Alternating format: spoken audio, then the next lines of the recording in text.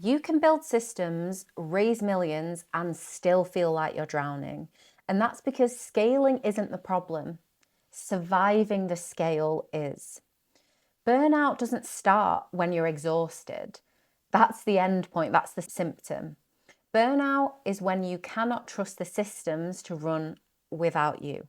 In this video, I am going to break down the 20 most frequently asked questions by founders who want to be able to scale to the moon without burning themselves down or burning down everything else in their life other than their business. So buckle up your seatbelt and stay strapped in, because we are going to blast through these founder-focused questions.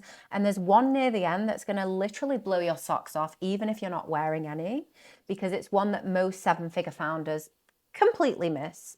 Completely. And I'll give you a little hint. The real bottleneck is not your team, it's not your sales systems, it's not your product. So let's dive in to question number 1. Okay, our first question is, how can I be visible as a founder without maxing out my already maxed out schedule? Okay, here is the perspective shift straight out of the gate. Presence over posting. You do not need to show up constantly on social media to be a present founder and to create impact. Although, yes, it's going to help the brand to have the founder visible. It doesn't need to be that you're constantly tracking your life. Let me tell you why. I went down the rabbit hole of trying to constantly post. I was in the headless chicken trap. I was testing out all different kinds of content creation, daily, weekly, monthly, seasonally. I was spending so much time creating content and putting it out. It was exhausting me. A few years ago, I came across a book called Essentialism by Greg McKeown. And he came with this incredible concept, okay? Get ready for it. It's going to blow your socks off. Less, but better. I know, it seems way too good to be true.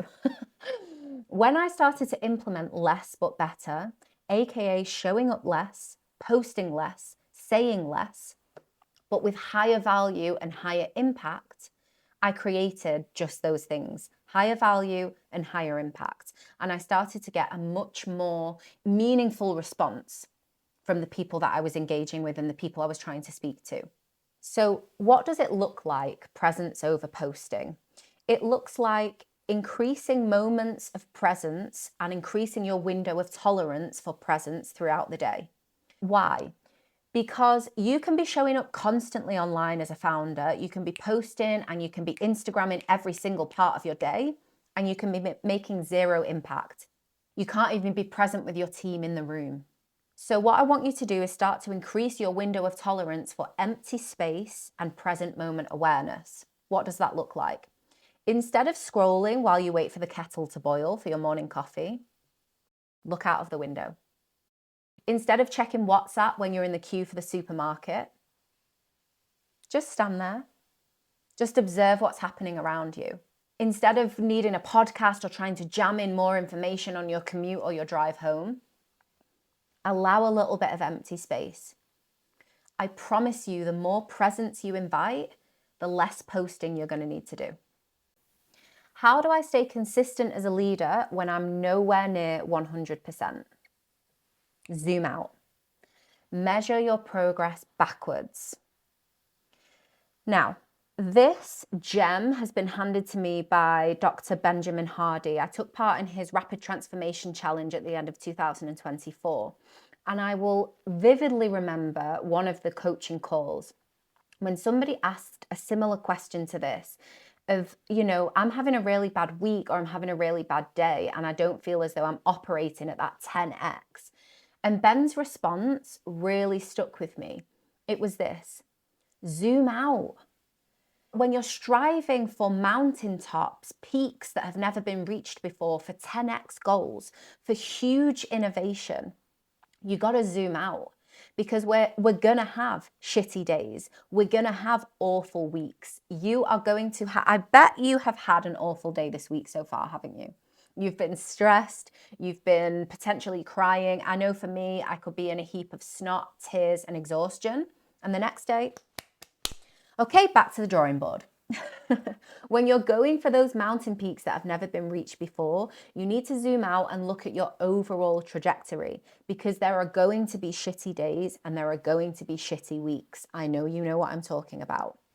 But when you step back, you zoom out and you begin to look backwards at how far you've already come, you will see the progress and you will realize that that's really where the growth is happening. And just because you're having shitty days or shitty weeks doesn't mean that you're not scaling massively.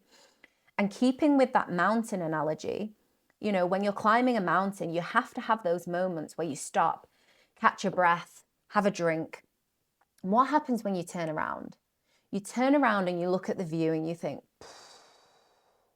whoa, I did not realize I'd come this far. And that's what I want you to start integrating into your days, into your weeks, into your months. Take time to look backwards, to zoom out and look at the overall trajectory rather than fixating on the bad day or the bad week.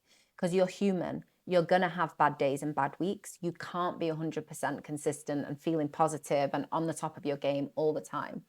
So as long as you're human, you're going to have up days and down days. But when you start to fixate on a bad day, remember to zoom out, look at the week, look at the month, look at the season, look at the year, look at the overall trajectory and momentum. I guarantee it's going to make you feel so much better, and it's going to keep the momentum moving in the right direction. Okay, next one. Here's a really juicy one. How do I keep my standards high when I'm stretched across 10 things at once? Spoiler, you don't. When your energy is scattered, nothing is of a high standard. I know that's not what you wanted to hear. You wanted a cool tool or a trick or a tidbit. But the trick or the tidbit is to stop trying to scatter yourself so thin. In 2022, I was working full-time in a yoga teacher training school as a lead trainer, and I was also building a coaching business in the spare bits of time and the evenings that I had. One day I was so overwhelmed with everything that I needed to do, I thought, let me just get it all down on a piece of paper rather than trying to carry it around in my mind. I did that. All the things I wanted to get done that day. Okay, wrote it all out on a piece of paper. A week later, that piece of paper and that to-do list was still incomplete. That showed me how scattered I was and how I was trying to split myself across a million different things and how unimpactful that was being. I don't know if that's a word, but let's go with it. A week later, it still wasn't complete. I know you've had that experience at one point or another, something similar. So I had to get brutally honest with myself, and I had to get really clear on all of the things I was doing that were, to be totally honest, wasting everybody's time. My time, everyone in the coaching program's time, wasting time. So what I want you to do is what I did. I want you to create a clear and compelling vision. When you do that, decisions make themselves, and I promise you it eliminates around 80% of what you're currently doing, because you'll see that that too is a waste of time. Now, over the last 3 years, I've been able to cut my working hours by 78%, and I have almost tripled my income. And that was all down to really getting clear and getting into the nitty-gritty of what my vision is, so I could stop trying to juggle 150 million plates, because it's exhausting and it's stalling your momentum and it's slowing down your sharpness and it's making you feel really bad, as it did me. So get that vision clear. Everything else is in relation to the vision. Decisions make themselves. The truth is, you can't keep your standards high if you're stretched too thin. How do I know which details I should obsess over and which ones I should ignore? Great question. I want to take you to your deathbed. Roll with me here. Imagine you'll lay on your deathbed surrounded by family and friends, surrounded by the people who mean the most to you. And you are looking back on your life with deep satisfaction, joy, contentment. Whatever it was that led you to that place, that feeling of achievement, of satisfaction and contentment with your life, That is the thing to be focusing on now. Everything outside of that is a distraction and a waste of your time. I know it seems a little bit of an extreme approach, but what's more extreme, in my opinion, is wasting potentially 50, 60, 70, 80 years of one's life chasing distractions. So it's taken me a good decade to really finesse my vision. And that's because I didn't have a set structure and I was going in this direction and I was going in that direction. I was a bit like Dory from Finding Nemo, like short-term memory. So I would create a plan, I would start executing on that plan, and then I would have another great idea.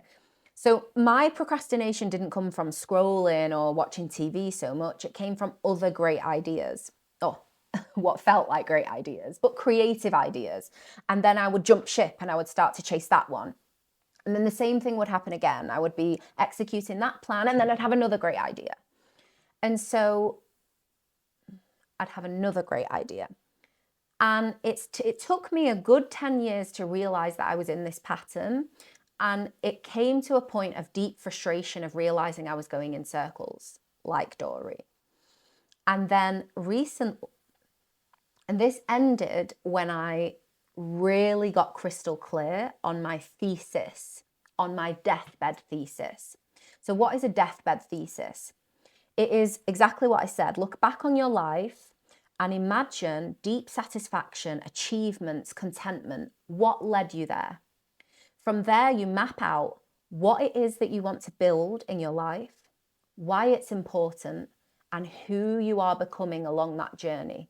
That is your deathbed thesis, and that is going to allow you to filter out all of the details that do not matter and are distracting you from the real juice and the real mission of why you are here. How do I stop looking stressed in high stakes meetings? Forgive me for stating the obvious, but the best way to not look stressed is to not be stressed. Call me crazy. I learned this in 2022. I was building my signature leadership program, Be the Change, and I was working full-time in a yoga school. I was also needing to shower, eat, spend time with my partner, all the human things. I was incredibly stressed trying to juggle all of that. And what started to come to the surface was that it wasn't only that I was stressed, but that the people within the program were starting to feel that stress as well. We did a feedback session one day and I was asking them about their experience so far in the program. And the unanimous feedback I got was that it was starting to feel a bit rushed and pressured. Now, this was very interesting because I thought I was keeping this whole facade on the surface, like everything's fine, everything's fine. Everything wasn't fine, and they could pick up on that. And so I decided to give myself and the members in the program more time, and it was a big turning point in the journey of that whole program. The point here is, as a leader, you set the tone and you set the energetic framework of the people that you are leading. Now, if you think that's woo-woo, don't, because I'm just talking about leadership embodiment. Like, what you say is one thing, but people are watching what you do. Over 90% of your communication is nonverbal. I think I've got that right. A large portion of your communication is nonverbal. So it's not only about what you say, people are watching what you do and how you operate and how you treat yourself and how you embody what you teach. And if you're living what you teach and teaching what you live, and if you're in alignment, and if you're saying one thing and doing another, you're not in alignment and your team is going to feel that. So, practical tip. Next time you're about to go into that high stakes meeting, instead of checking Slack or constantly firing off emails, trying to get another thing done before you head into the room, instead put your phone to the side and I invite you to take 3 to 4 rounds of box breathing. Inhale for the count of 4, hold for the count of 4, exhale for the count of 4, and hold out for the count of 4. And I guarantee you are going to look less stressed, but more importantly, you're going to be less stressed as well. How do you celebrate wins when you're already on to the next fire? You have to intentionally make space to stop, celebrate, and acknowledge your progress. This doesn't happen by accident. So, a great example of this for me lately has been my hair. What?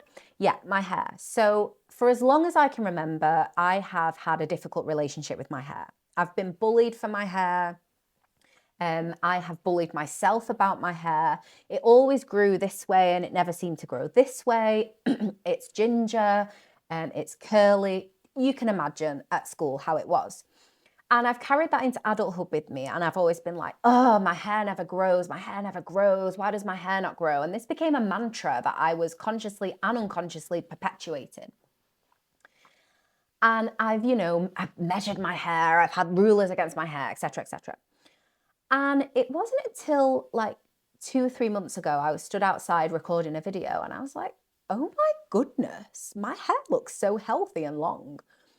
And I realized my hair has grown, but I just wasn't taking time to stop and acknowledge the growth. I was too busy fixating on the fact that I wanted it to be longer. AKA, I was focused on how much further there was to go rather than how far I'd already come or how long it had already grown. So the same is true in your life. You have to intentionally make space to acknowledge your achievements and acknowledge your growth if you want to really bring yourself to a place of contentment and to be able to celebrate those wins.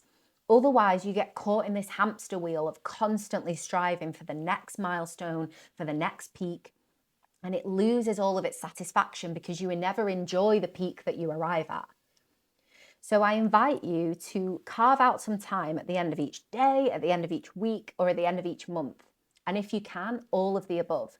It doesn't need to be fancy. Just pull out a piece of paper, take 10 minutes to note down all the ways in which you've grown over that time period. And expand this. This doesn't need to just be in business. Think about your health, your relationships, your hobbies, your hair. Think about and acknowledge and make space for time to celebrate all that you've created.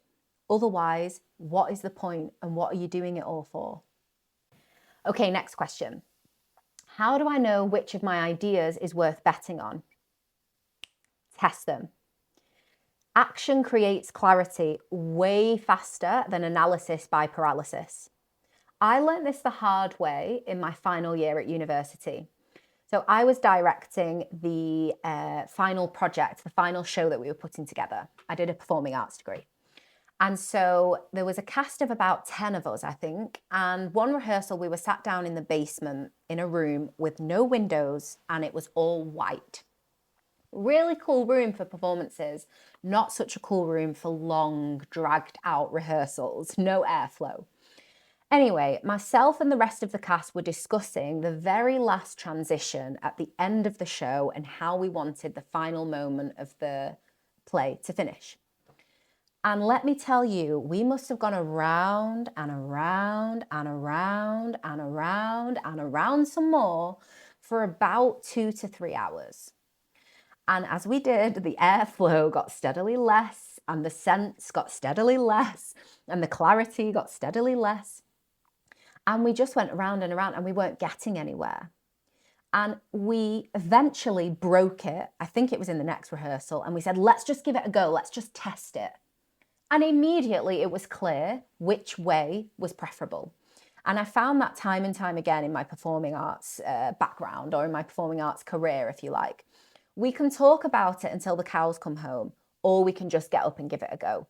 And 9 times out of 10, just getting up and giving it a go gives you clarity immediately. You can instantly see if something works. You can instantly feel if something works. And if not, maybe it's a week. But analysis by paralysis just keeps you stuck in circles. So how do we apply this to business? Well, the ideas that you're ruminating on, test them, give them a go. If you can't test them to their full extent, create a prototype, get the idea on its feet, get it running, analyze it, reflect on it, refine it. Move quickly in giving things space and action. Because while, yes, strategic discussion and thought is important, that's more, I would say, in the refinement process. Before you've actually given anything a go, the first port of call is action. Take a step, analyze, refine, and see what works. Otherwise, you get stuck in non-doing and meetings about meetings about meetings about meetings. Action creates clarity. So go take some action. What's the best way to beat decision fatigue as a founder? The best way to beat decision fatigue as a founder is to create a clear and compelling vision with a specific target or a specific result. Now, why do I say that? Because I'm a yoga teacher. What does that have to do with anything?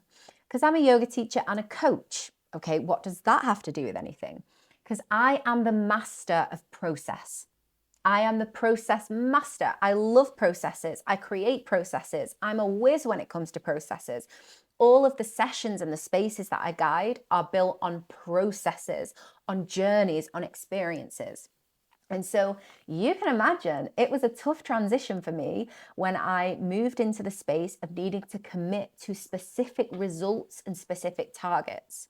I had tons of resistance because where I came from as a yoga teacher and as an artist, it's all about the process. It's all about the journey. It's all about how it feels. And it is until it isn't. It's incredibly frustrating when you are approaching trying to achieve certain things only from a process lens, because you engage in a certain process and then you hop ship to another process that feels good. And then when that process gets boring, you hop ship to another process that also feels good. What happens when you commit to a specific result is it shapes your process. Think about it. If I want to build a table versus if I want to make an apple pie, those are two totally different processes. If I am building a table, then I need to make decisions about what kind of wood to buy. If I'm making an apple pie, I need to make decisions about how long it should go in the oven. Totally different processes because of two different results, and they bring different decisions. So in order to beat decision fatigue as a founder, I would recommend that you commit to a specific result which will inform your process. Once you have the result in mind, you know that the process you're engaged in is carrying you towards that end. Whereas if you're leading from the process of what feels good on any given day, week, month, or year, then you are maybe going to arrive at your destination, but it's guesswork. And that's hella frustrating, and it requires tons of extra decisions to constantly course correct. Start from the result, work backwards. Vision narrows focus. Fewer decisions for more meaningful progress. Okay, question number 9. How do you stay motivated to keep scaling once you've achieved big wins already? Great question. My answer to that is explore scaling in different areas of your life, not just business. Now, I had such a profound moment a few years ago when my therapist faced me with this, like this very theme. And I was talking about struggling to keep up with friends and needing to focus all my time on my business because I had these massive goals. And to be honest, I was being a little bit arrogant, like, "Oh, you don't understand. Like, I'm a founder, I'm an entrepreneur, you wouldn't understand." And she hit me back with this. Okay, but who's going to be there to celebrate with you when you achieve all of these massive goals if you've neglected all of those relationships along the way? Girl, you got me there. No, but it was really sobering and it really landed with me because it's true. Who was going to be there to celebrate with me? And what would be the point? How sad, how deflating to arrive at the destination, finally arrive at the big mountain peak, the big goal, and nobody that you truly love or value in your life is there to celebrate with you because you have neglected them the whole journey up. That's rough. So in order to counteract that, what I started to do is I built a process, I built a framework, which I call the whole life map. This essentially looks to scale the 4 key areas of life, which in my opinion kind of cover most bases: health, wealth, purpose, relationships. So now, not only am I looking to create huge growth in my business, I also focus on creating huge growth in my relationships, in my health, in my ability to generate not only financial wealth, but time wealth, wealth of experience. And since I've done that, I feel more meaning. My relationships are much richer. I've been able to break through health blocks that I've been stuck in, these cycles for years. And all of that has enhanced who I am as a business founder. It hasn't detracted away from it.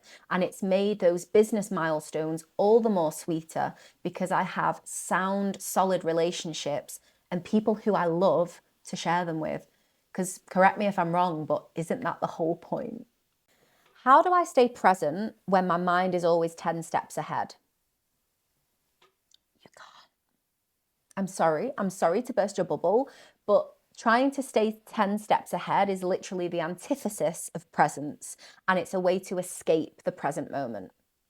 How do I know this? Because I'm a master of trying to be 10 steps ahead. Not successfully staying 10 steps ahead, but trying. Oh yes, I'm a trier. So early in mine and my partner's relationship, we had to create this thing called the future jar, because we noticed that the common denominator whenever we got into serious fights was that it was always about trying to figure out the future. Now, we met on a beach in India whilst doing yoga teacher training.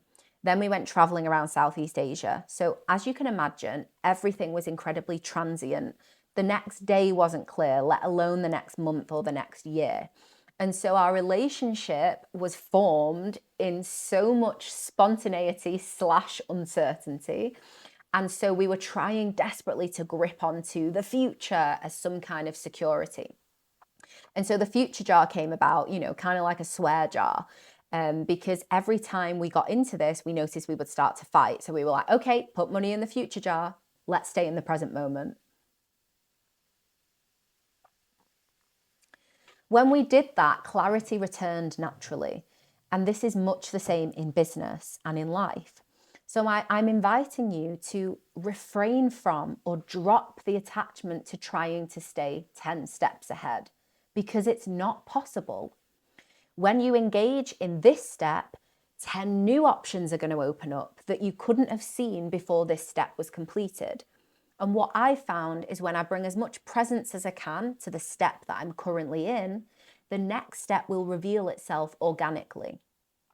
I don't mean this to be woo-woo, and I know that I talk also a lot about the future self and having big future goals that you're working towards. So how do these two things work in conjunction? Well, the future self and getting a really clear and compelling vision is you clarifying the what. But the how is more of a spontaneous unfolding. It comes through trial and error, through experimentation and exploration.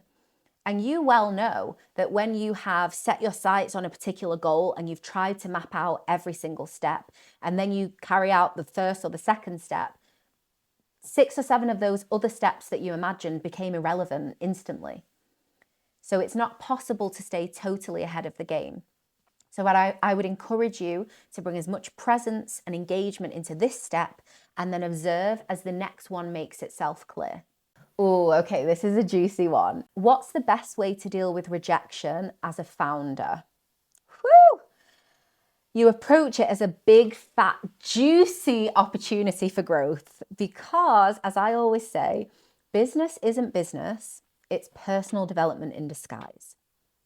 Now, I've had my fair share of juicy personal development business opportunities. The first one that comes to mind for me is when I asked for a salary increase, excuse me, at one of my previous roles. So I met with the business owner, and I, put forward my case. And this was the first time I'd ever done this. And let me tell you, I was petrified. Like my knees were knocking together. I was having, strong heartbeat, sweaty palms. Palms are sweaty. I was having my 8 mile moment.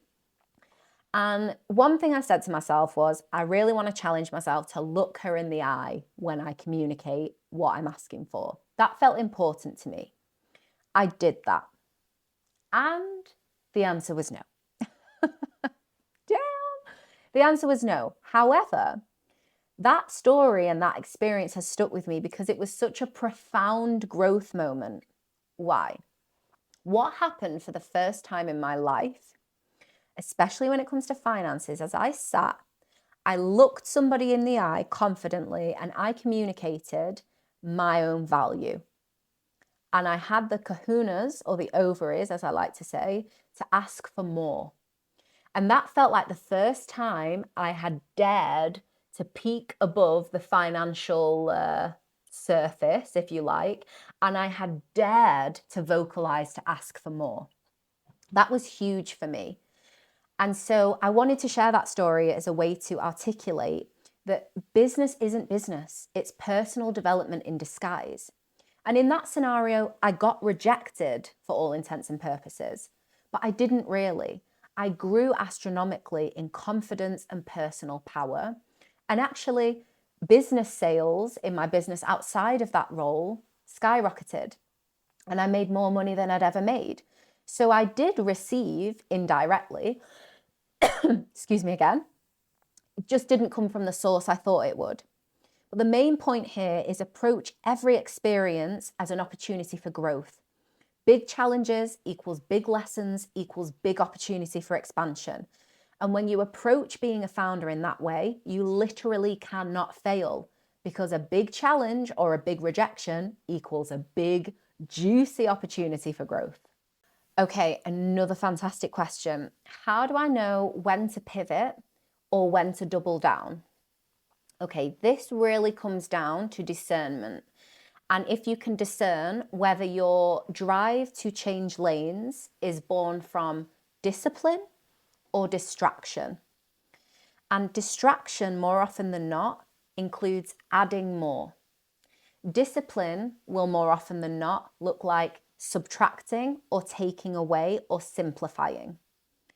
So, as you know by now, I launched my first leadership program in 2022. And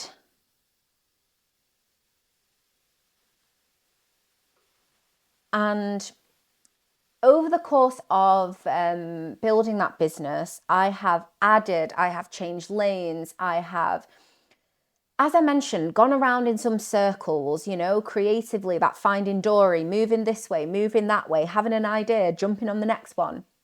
And that's all well and good for experimentation, but I was starting to feel very misaligned. And it was misaligned and it was frustrating because I wasn't moving forward really in the way that I would have liked. I was making a little bit of progress in a lot of directions rather than a lot of progress in one direction. And then, as I mentioned, in 2024, I joined Ben Hardy's program, Rapid Transformation Challenge, and he is brutal on that challenge, necessarily so. And so I started just chopping loads of my life, basically, and, minimizing everything I was doing. And it was tough. Like, I basically cut out my coaching program, cut out my marketing channels. I fired members of my family. I stopped doing almost everything I was doing. And it was a really uncomfortable process, but it was also so freeing. It was so freeing because it showed me so much of what I was doing was born from distraction and trying to add more and more and more and more. Sometimes the most delicious meals or the most delicious foods are the simplest. Really good ingredients, really good technique, but simple execution. Rather than, something doesn't taste right, just keep trying to add more and more and more, and it just makes it worse and worse. So, my invitation to you is at every opportunity for a pivot, just check in with yourself. Is this born of discipline or is it born of distraction? Because true progress comes from subtraction, not from addition. Okay, how do I win investor trust even when the odds aren't in my favor? Capital follows conviction, not certainty. The best founders sell clarity of vision, not guarantees. So, as I've mentioned by now, in the last 3 years, have cut my working hours by 78% and nearly tripled my revenue in 3 years. The shift came when I stopped pitching details and I started painting vision. Now, I'm a detail-oriented person. I love to get into the nitty-gritty. But what I was finding was when I was having sales conversations with prospects, I was getting so bogged down in trying to talk to them about the details and the nitty-gritty of my program because I loved it and I'd sweat and, birthed that bloody thing into existence, that I was losing them because they didn't care about that. But when I shifted and began to focus on painting a vision for them on what their life was going to look like and how they were going to be after moving through the process that I was offering them, everything started to shift and sales conversations became much easier, much more effortless. And it's the same with investors. Ultimately, they're buying belief, not bullet points. So what you need to do is get more skilled at creating a clear and compelling vision and then learning to communicate that vision in a way that resonates with investors. Because nobody can guarantee the future, no matter how many charts or how scientific they claim to be. Nobody can guarantee this is exactly what's going to happen, or this is exactly the stats or the figures we're going to hit, or this is exactly blah, blah, blah. Paint the vision with conviction of what you are able to achieve through your process. Don't get bogged down in stats and processes and features because it's boring and it doesn't really appeal to anybody, investor or otherwise. Focus on your conviction, the energy and the conviction which you are bringing to the project and what you believe will be possible once that project is carried through. That's what's going to bring that true level of certainty. Certainty isn't what sells, conviction is. Okay, question 14. We're almost at that one that all 7-figure founders miss. How do I keep leading when my health feels like it's falling apart? Here's how you do it, okay? Ready for the top tip of the century? You lead by example and you take care of your health. Because if you don't take care of your health, nothing else is going to work anyway. Nada. Let me take you back to 2022 when I learned this. I've mentioned this already, but I launched my signature coaching program and I burnt myself into the basement. And my partner, I sat down one day at the laptop to fire through my to-do list and I just broke down. I broke down in snot, tears, and exhaustion all over the floor.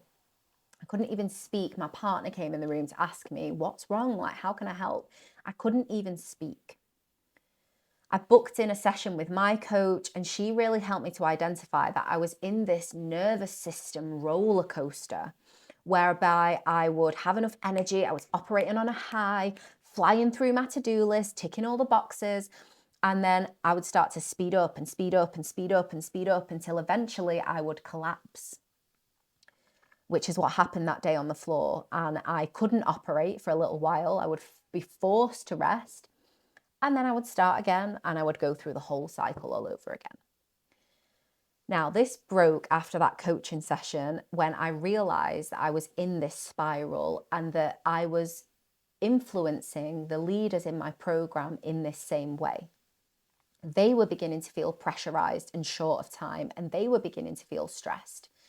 And the program's called Be the Change. So it was really bad for my branding and for the value I was trying to put out. But of course, this became one of the turning points of the program. I actually went to the girls and I said, look, I'm going to extend the program. Let's double the length of this thing. Let's not stress. Let's give ourselves more time and space. That was a huge moment in the program. It was what everybody reflected on as the most inspiring and memorable moment. It was where they truly felt inspired by me as a leader, because I wasn't only talking to them about these things, I embodied it in practice, and they saw my process. They saw me going through that challenge and deciding how to navigate it. And so the real point I want to get across here is the way that you live is your leadership strategy. Your energy speaks way louder than your mission statement.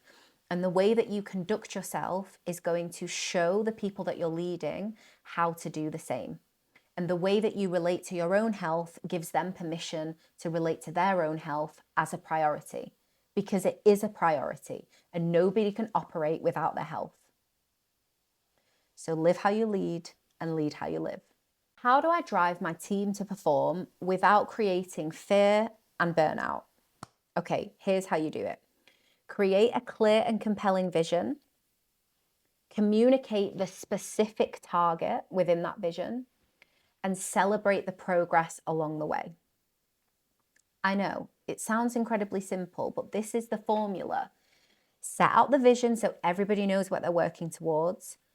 Clarify the target so it's not wishy-washy or airy-fairy. This is the specific, measurable target we're working towards. And then celebrate the shit out of each and every step towards that target and towards that vision. Here's why it works. I had a client not long ago who told me that she had been fantasizing about ending up in hospital just so she could have an enforced rest. Let that land. She was fantasizing about ending up in hospital so she could rest. 6 months later, she actually had to step down because of burnout.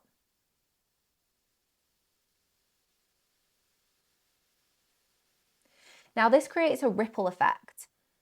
That creates chaos for the company, having to rehire and retrain someone. That creates chaos in her life of having to rebuild herself, her nervous system, her health, her energy. All round, in my opinion, it's a big waste of time, energy, and resources. And it's a common pattern. High performance is driven by fear and scarcity. But what I'm suggesting is that you flip the script and drive high performance through celebrating the momentum that's already happened. Because without change at the leadership level, this cycle is going to repeat over and over again. So in this example, we can hire a new person, but if the leader is still driving through fear and scarcity, the same thing is going to happen to the other team members. Ruthless pressure creates short-term results and long-term instability. And so what I recommend is you motivate your team through clarity and celebration, not through control. Give crystal clear outcomes and then celebrate the progress made towards those outcomes, no matter how tiny. What we celebrate expands. Then people feel good, they feel energized, they feel motivated, and they feel naturally compelled to go the extra mile without it being through the battle whip, so to speak.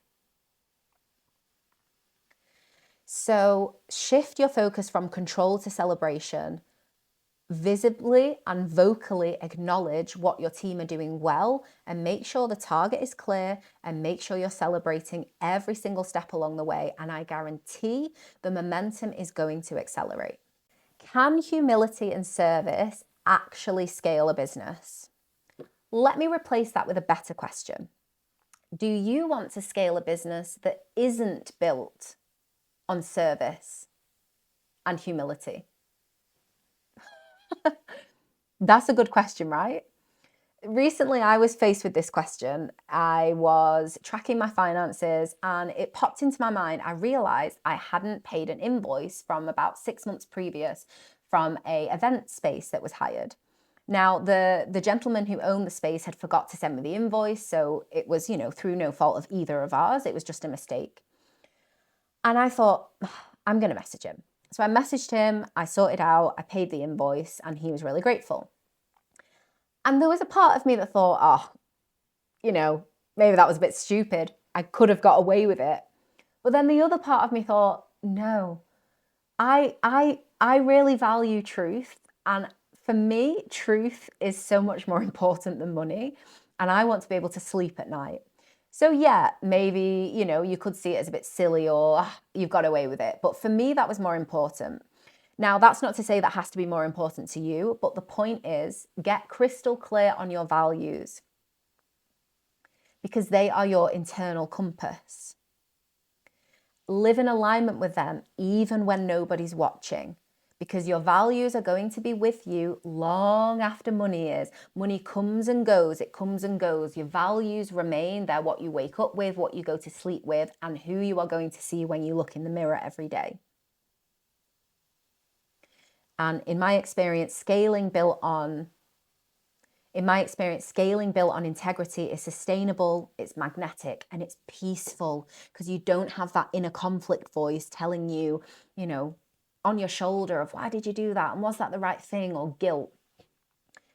So yeah, it's not for everyone. It's not the approach for everyone, but I am very much a firm believer in being able to be prosperous and purposeful.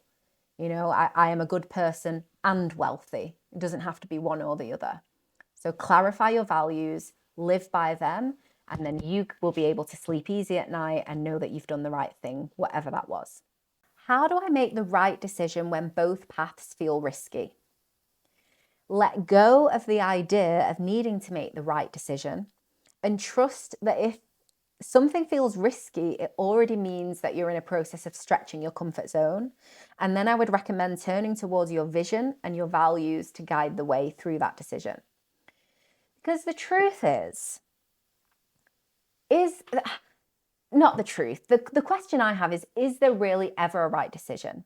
You can only ever make a decision from right now with the information and the resources and the experience that you have access to. Hindsight is a fantastic thing, but you don't have access to it right now in the process of making the decision. And regret is often just a sign of clarity arriving that little bit too late, not proof that you were wrong. It's clarity that you couldn't have had yet because time hadn't passed. So I would reframe this. Risk isn't a sign of danger, it's a sign of evolution. And obviously you want to think about mitigating that risk, where it's sensible and strategic, but also trust that the fact that you're even making a risky, option or opportunity is a sign that you're growing. Clarity comes from alignment, not from perfection. So I would recommend try to let that right decision sit to the side for a moment, get clear on your vision, get clear on your values, make a decision in alignment with both of them. And then at least when you go into that decision, you made it in good conscience in the best way that you could. And then if new clarity comes later from new information, you can't have done anything differently. You couldn't have done anything differently because you didn't have the hindsight yet. Release the need to know the outcome. Confidence comes from commitment, not from certainty. Okay, question 18. How do I balance relentless selling with building something meaningful? Great question. Reframe selling as a service. It's not pushy. It's actually incredibly spiritual.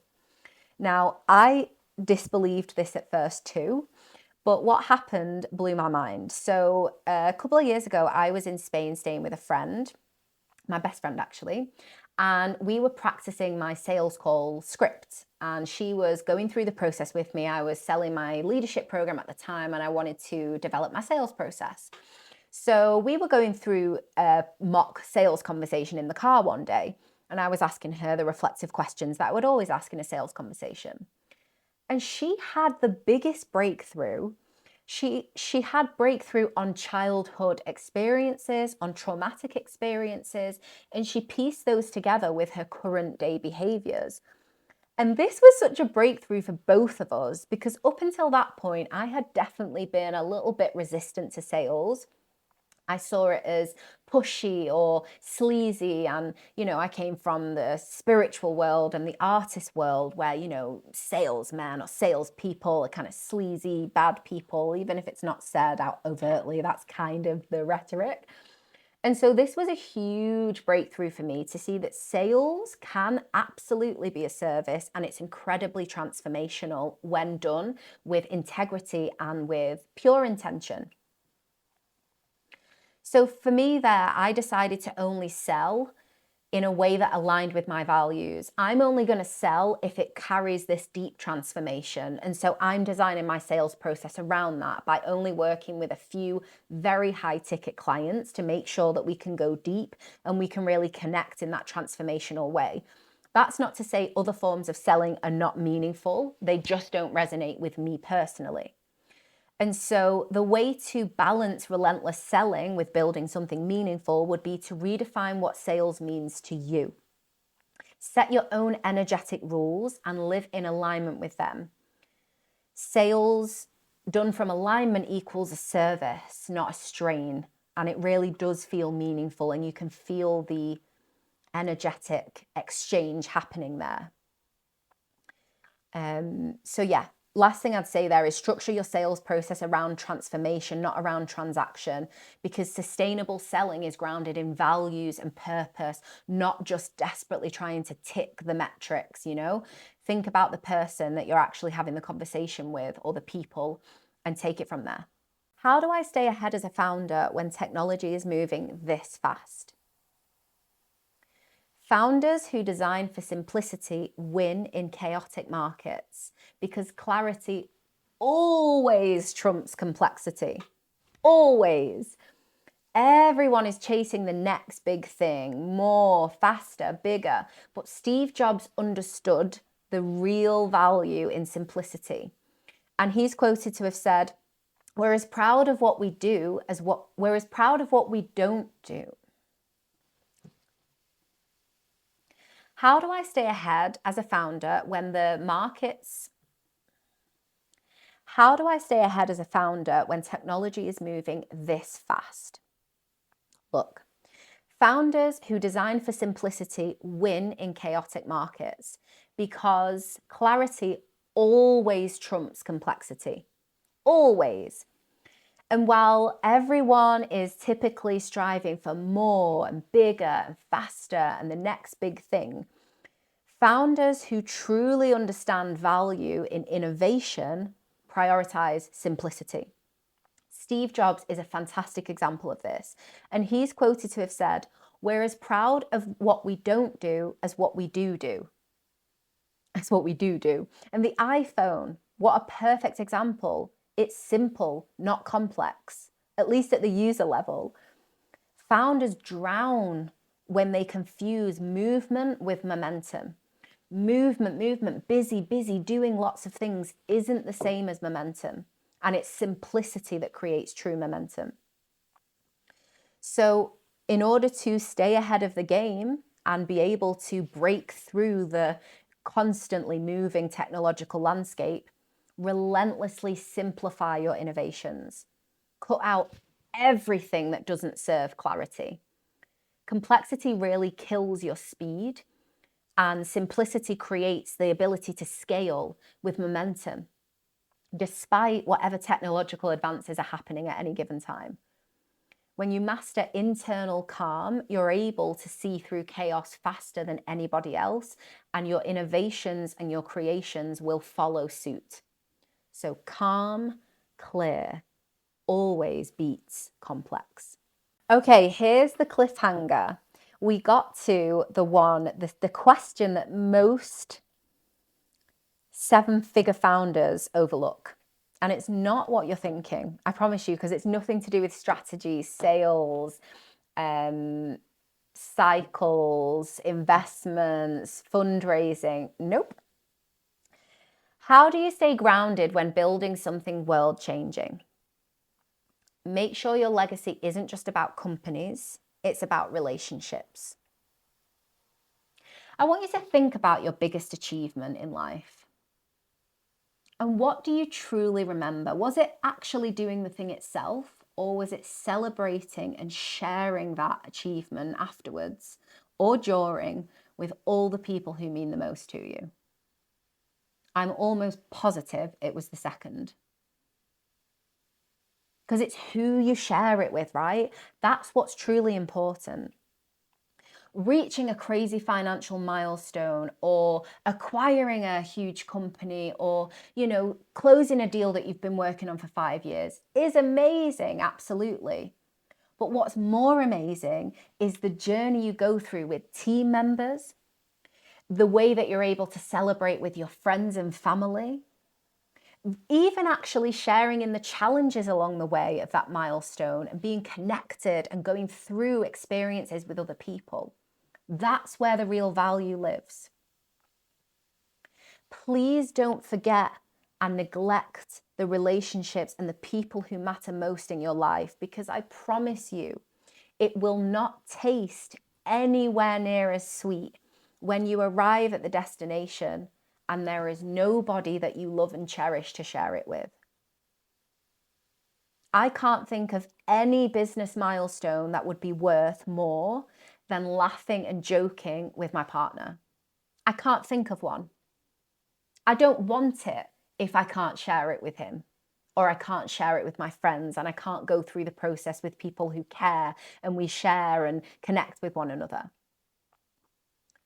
So the way to stay grounded when building something really meaningful is to keep it meaningful, meaning being in the relationships around that project.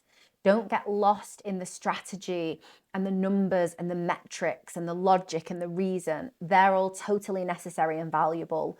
But what really brings the meaning is the relationships throughout all of that. So stay connected to them.